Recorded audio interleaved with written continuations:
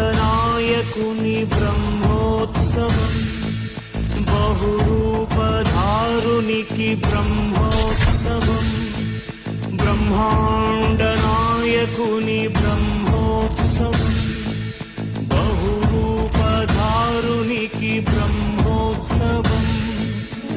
శ్రీభూసతులతో శరణాగతులతో, శ్రీభూసతులతో శరణాగతులతో, ఏడు కొండల పైన చక్కగా